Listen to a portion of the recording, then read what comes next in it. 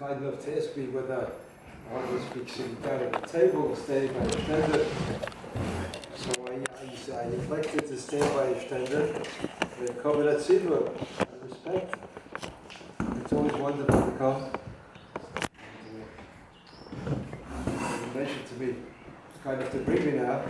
So you mentioned to me that when you come a second time, that's a raya that is approved.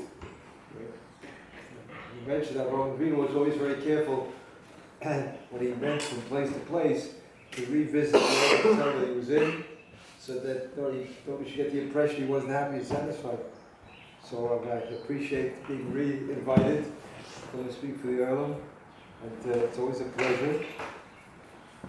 I wish I had it so comfortable when I was in school. Right?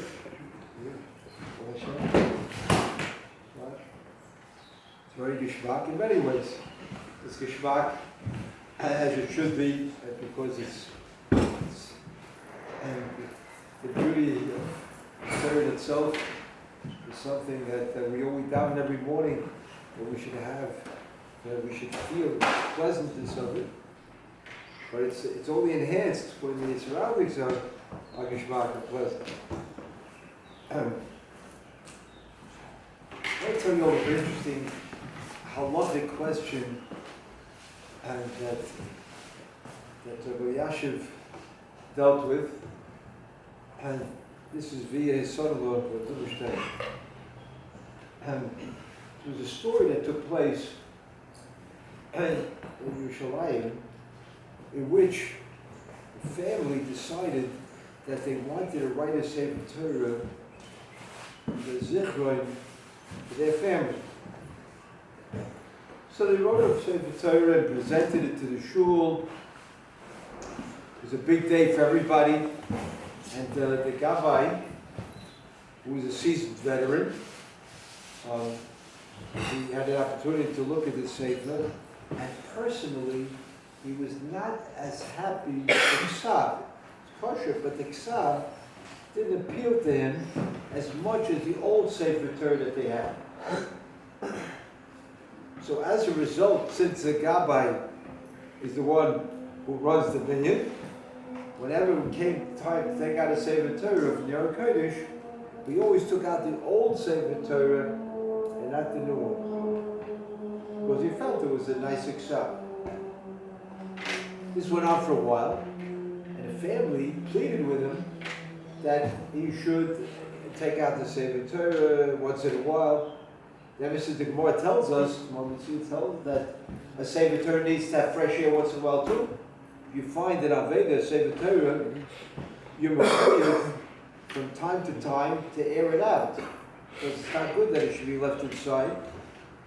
And besides which, the whole purpose of giving the Sefer Torah is to be able to read from it. So they pleaded with the Gabbai, how about once in 2 weeks, once a month, take it out and read from the Sefer. So no, he was insistent. He liked the Ksav, and the other one, the first one, the old one, that's what he took out. One night, a member of the family slips into the shul, opens up their Kodesh, and switches the covers on the sword and the Sefer Torah mantle. And he puts the mantle of the old Sefer Torah on the new one. So when they would open up their Kodesh to take out a Sefer Torah, they would take out the new Sefer Torah, thinking it was the old one. This was his way of dealing with the problem. So, it came time to create a Torah. The Gabbai instructed the person to open the Kodesh to take out the Sefer Torah, and he took out the Sefer Torah with the old mantle on it. It was the new Sefer Torah. Took it out, put it on the shulchan. He was the Balkara too, the Gabbai. So he opened it up, and he sees that it's the new Sefer Torah. And he thought that they did a shtick to go and switch the covers in order to be able to have that they should read from the Sefer Torah. So he quickly went, rolled it up, wrapped it up, and put it back, and took out the other Sefer Torah. Everybody was stunned. stunned. Because la halacha, that's a bizoy, a bizoy sefer Torah, because you're not permitted to do that. Let's say, for example, there's a sefer Torah that you have for the weekly meeting. And you have a sefer Torah you use for an occasion and for a yontif. And by mistake, they took out the yontif sefer Torah or the Rosh Chodesh sefer Torah on a regular weekday. And so the question will be, can you take it now, put it back? Or do you have to take the weekday sefer Torah or whatever sefer you have and roll it to the proper place now? So the answer is yeah, you have to do exactly that. You have to roll it down to the place where you're going to read it now. And you cannot put back a sefer Torah. It's a bezoyer. It's an insult to the sefer Torah. So this man went, wrapped it up, put it back into the Yonah Kodesh. Everybody's like with thunderstruck, and they all walked out. See, they had the Gabbai with the sefer Torah, ready to read, but no meaning. Everybody's gone. They left. That night, they had a shul meeting, and they were deciding whether or not they should take away this person from the Gaboyos. Ois Gabbai. Done. They're going to discuss it and vote on it and so on. And in the course of that, they decided that let's get some direction from the Pesach, Ador. So they submitted the question to Rabbi Yashiv, to the friend of the brother. And Rabbi Yashiv said the following. He said, the Gabbai made a mistake. What was the mistake? We're not talking about the mistake about putting back the Sefer Torah, which is clearly a big mistake, a major mistake. But he made a mistake in his thinking. Why? Because Chazal tell us, and that's la halacha, that if a person writes a Sefer Torah or does a Ma'aser Mitzvah, let's say he should get a nice esrig, he should have a Sefer Torah Noya, write a nice Sefer Torah, different kind of mitzvah. So there is in halacha the din that a person should, as a keli vanveyu, the beauty of a mitzvah is enhanced by doing it in the nicest way. So if that's the case, the Gabbai felt that this Sefer Torah is not as nice as the other one, so that's why he stuck with the old Sefer Torah. But he's mistaken. That din that you should have a nice Sefer Torah is a din in the mitzvah of Kesiva Sefer Torah. And there's a halacha that a person should write a Sefer Torah. Not all of us are seifrim to write.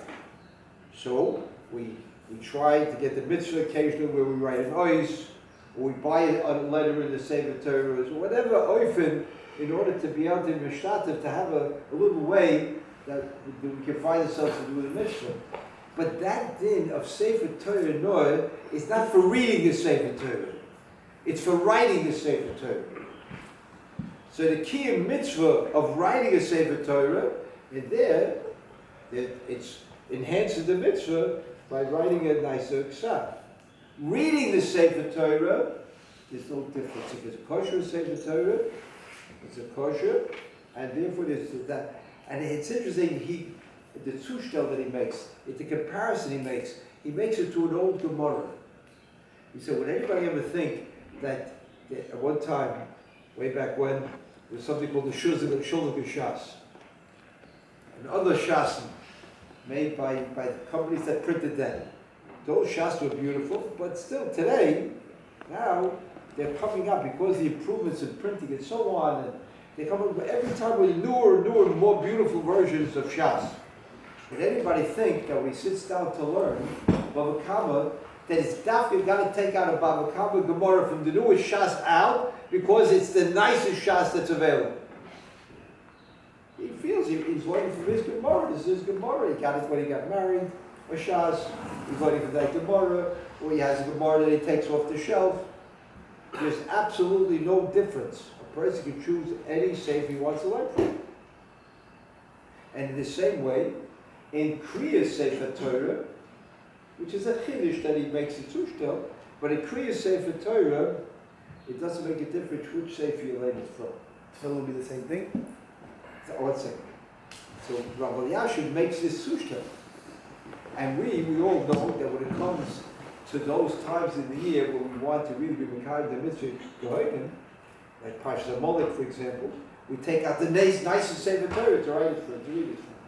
Rabbi Yashin, Zera Tzadik L'Vrocha, made the Zushtel to an old Gemara. Just like an old Gemara, first learns whatever he's comfortable with, so then he has to take it, that's the Zushtel that he made.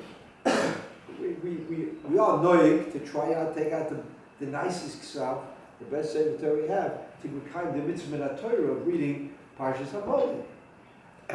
But Akapadim, this is what he said. So he says, the Gabbai made a mistake. That's called Shikul Hadas, evaluating it. He was Torah B'dvar, so he made a mistake in the Shikul Hadas, how he came to his conclusion. You can't take away the Gaboyes from somebody when he made a mistake. Shikul Hadas in the Kiyum Mitzvah. You can't take away the Gaboyes. Why? Because he made a sincere mistake. Made a mistake. We're all human, we make mistakes. He made a mistake. You can't take away the Gaboyes. Provided that he has all the halachas that a Gabbai should have. What does that mean? He gives out the Elias equally and appropriately. He doesn't show favoritism. He deals with it like somebody, a responsible person. If he deals like he has the milas of what a Gabbai is, then you can't hold him responsible for the mistakes that he made. Such a mistake. So he said, therefore, Ra'alocha, you can take out the new Sefer Torah, read the new Sefer Torah, but you can't take away the Gaboyes from this man for the mistake that he made. Now get ready for this. And he concludes in the Tshuva a very important statement. Get ready for this. He says, however, he should take out, that Gabbai should take out that Sefer Torah from the Aron Kodesh, and in the presence of all the people that were there at the time, he should ask Mechila from the Sefer Torah.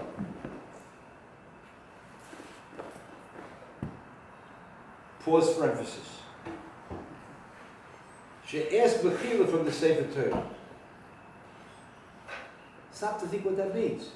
Stop to think what that means. A Sefer Torah is a Sefer.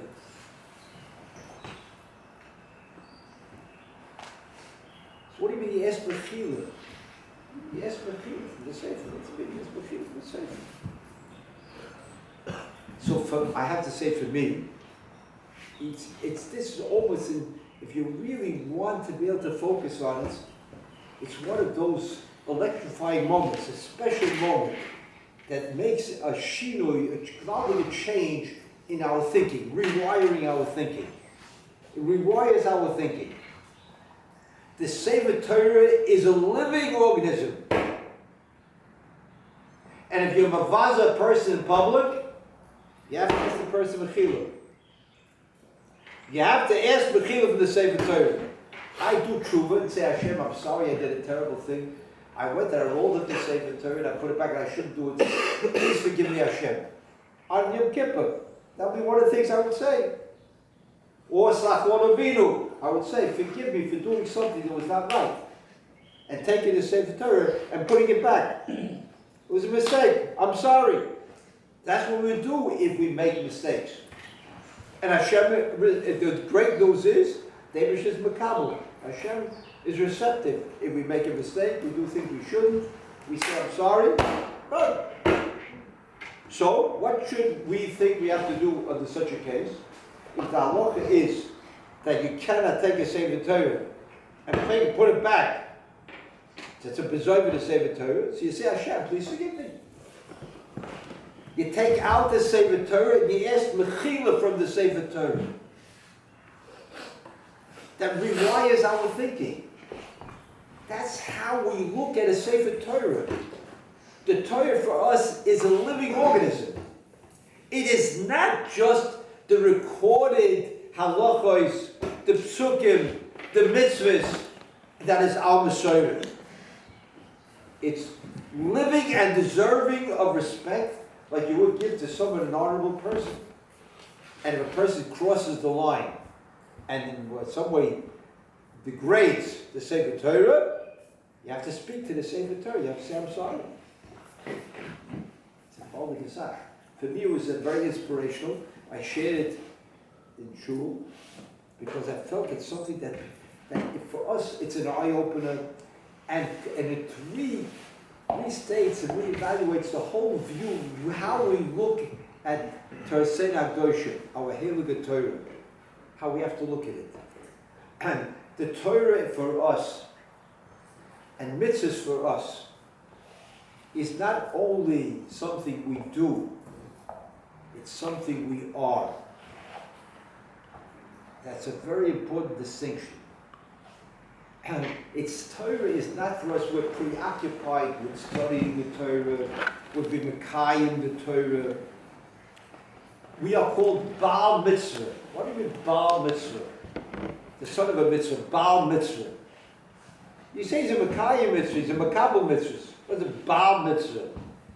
Mitzvahs for us is internalized, and it is who we are and what we are. Not only what we do. It's who we are and what we are. And that's a beautiful view on how we have to look at Kedusha Sefer Torah. For me, this was something that was really very meaningful. That's why I'm sharing it because of that. Let me tell you also, when we speak about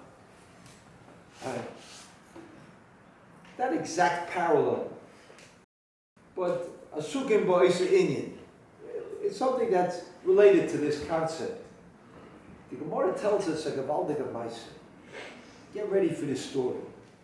The Gemara Tainus tells us, Pamachas, there was once, and Rav Lozer Shimon had a great day in learning in yeshiva, and he was walking in the tile Eitz Lanor near the river, walking there and enjoying how pleasant it was, the view out there and the weather. It was take a stroll. And he came across somebody who was just opposite him. He looks at him, he says to this man,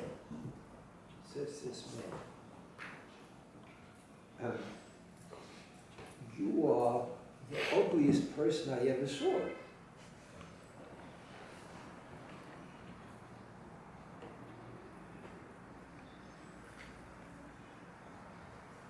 Does everybody in your city that you live in, are they just as ugly as you are?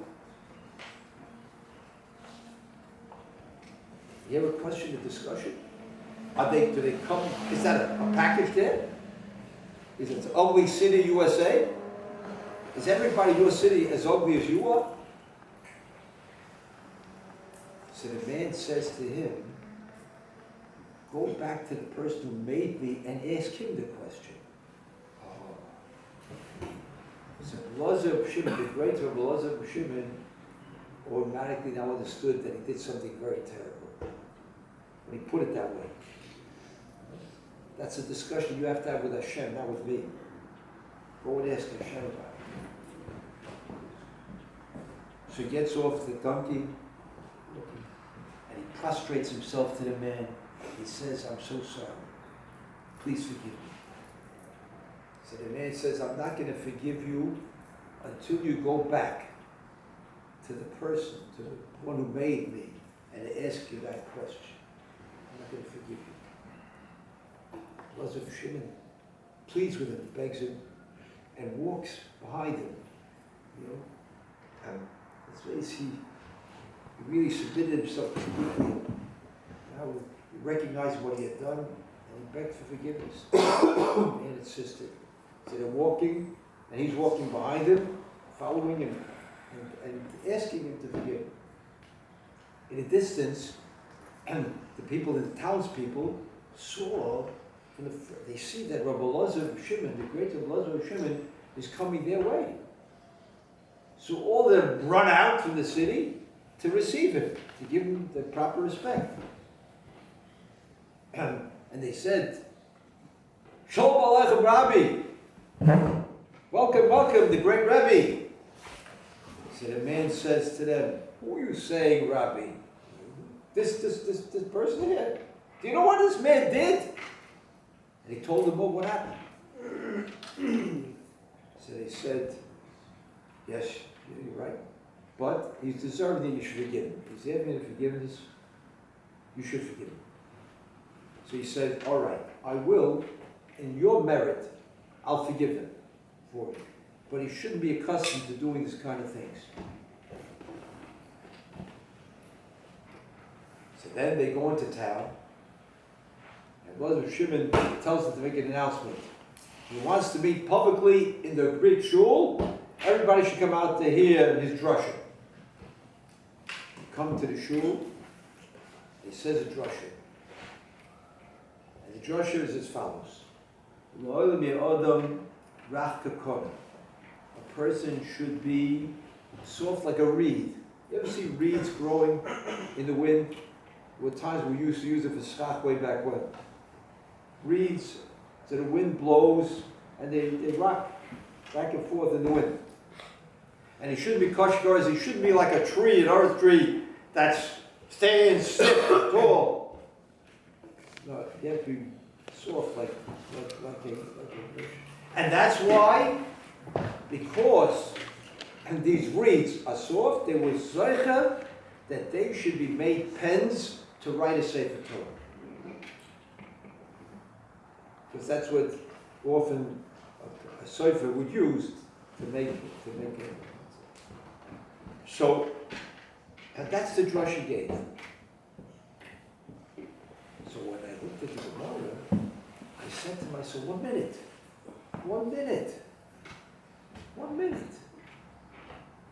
What is he saying? That a person should be soft like a reed. So his problem was that he wasn't soft like a reed? Is that his problem? That wasn't his problem. He's talking to the man, to this other person. Man gets up now in shul, after something like this happens, what should he say? Rabbi, I want you to know. And the Rambam says in Halacha, when it comes to a mitzvah bein adam l'chaveroi, if he does something that's not right, then a person is permitted to say it publicly, I did something bad. Why? Because I embarrassed myself now? So that it should be a kapara for doing something not nice. Mitzvah bein adam l'mokai, to say, you know what I did? I did something not nice, bein adam l'mokai to Hashem. That we're not permitted to. That's pride between us and Hashem. We shouldn't publicize it. Because it's embarrassing to say to Hashem that somebody went and did something that Hashem doesn't approve of. But a person is allowed to share it. So you should have come into shul and say, you know what happened, Rabbi Yisai? I was walking, I saw this man, I said something terrible to him. And I'm so sorry. And you should learn from me. Don't talk like that. Be very careful what you say. Learn it from me. But that's not what he said. That's not what he said. He went and criticized that man for not forgiving. Now that also rewired my thinking. Such a Gemara. He went and he told the man that he's the ugliest person he ever saw. And he asked if he comes from a family and a city that are all ugly. And now he's criticizing that man for not forgiving him when he asked to forgive him.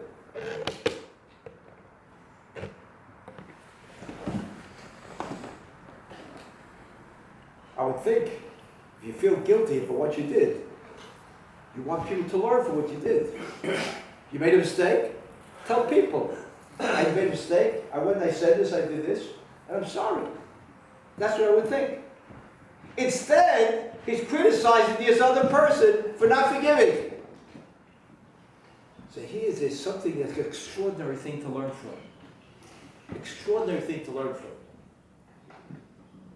We're all human and we make mistakes. We're all human and we make mistakes. We recognize our mistakes and we say we're sorry. And Hashem accepts it. That's what tshuva is. Hashem accepts us when we say we're sorry and we change it. For somebody not to be forgiving, for someone to say, I'm not going to forgive you, then the criticism is his criticism, not the person who made the mistake. It's a Gavaldige Gemara. It's a Murdige Gemara. It changes our whole thinking. We have to be quick to forgive. Quick to forgive. Hashem is quick to forgive. If we're sincere, and we say to Hashem, I'm sorry. I've made a big mistake, and I want to straighten it out. And now I want to change. I want to be different. Salachti kidvorecho. The Eibishter forgives.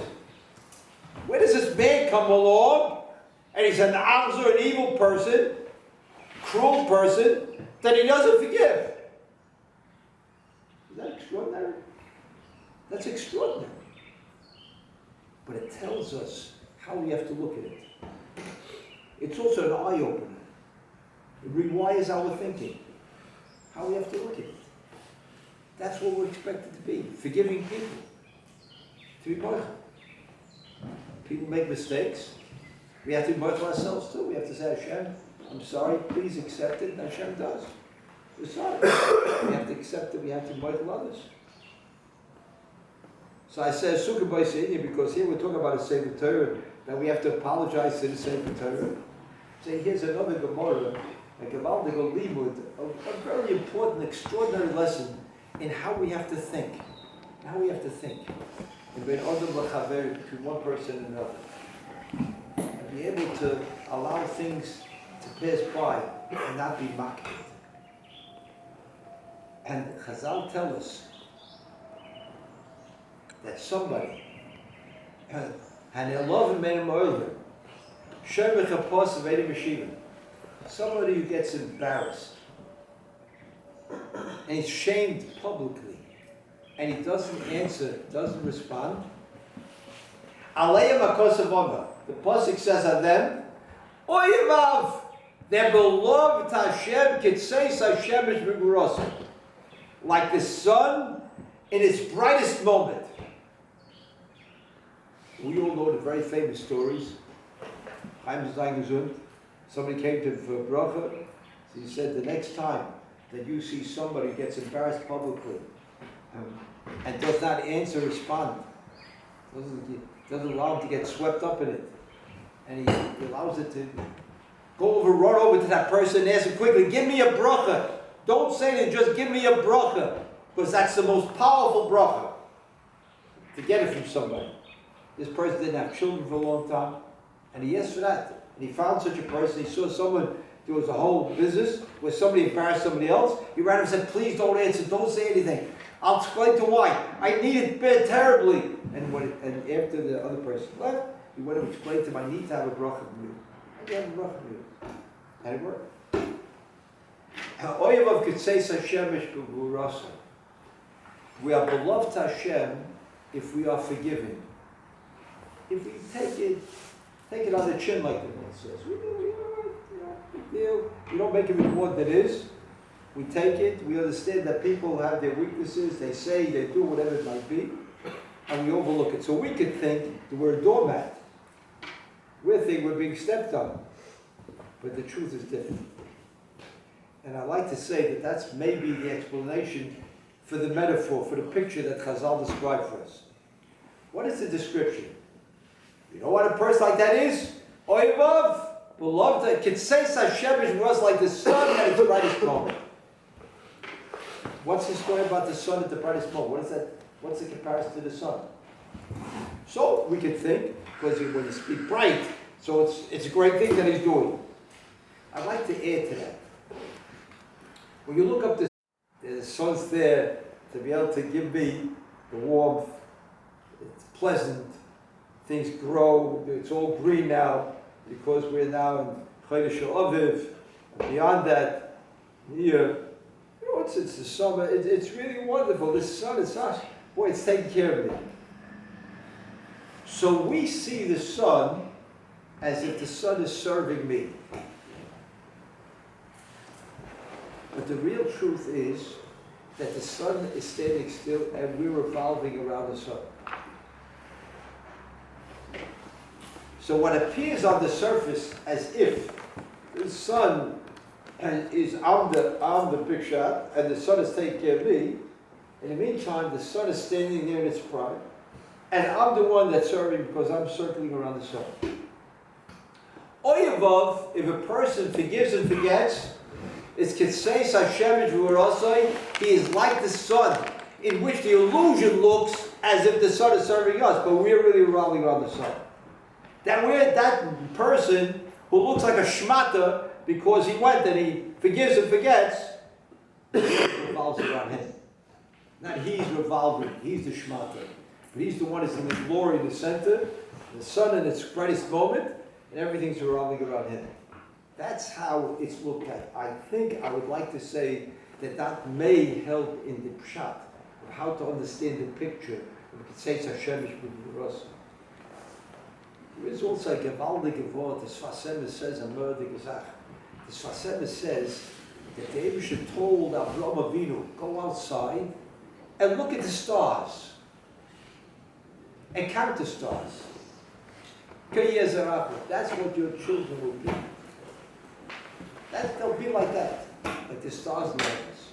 So we ordinarily look at that to mean about the multitude of stars, countless. But the Sfas adds in that interesting machshava. He says when you look at a star, it's a speck, tiny speck, tiny. But really the star is gigantic. Like depth is far away. So by the time when we see it, it's only a tiny, tiny little thing. But the star is really enormous. Klal Yisrael, the Eibusher was telling Avraham Avinu, Klal Yisrael, sometimes you look at somebody else and he looks like a speck. Nothing much to him. A tiny speck. But the real truth, that when he sees him, sees how enormous that person is. His full potential, the challenges in which he does, the nisyonos he has, and despite that, he does what he has to do, the strength that he shows as a result of that. See, he's like the star. In that, the appearance, the outer appearance is not really what's going on. There's a lot more to it that Hashem sees. Hashem Yir Lelevov, or the Mir Leinayim, like the Eibusher told Shmuel Hanavi, that a person can only see what he sees, but Hashem sees the whole picture. The Eibusher has all of it there, and how great each individual person is. That's the tzushdel, the dogma of Kekotei Hashemayim. That's the interpretation he lends to that. And so it is when a person's moichel forgives and forgets, he doesn't get caught up with little things.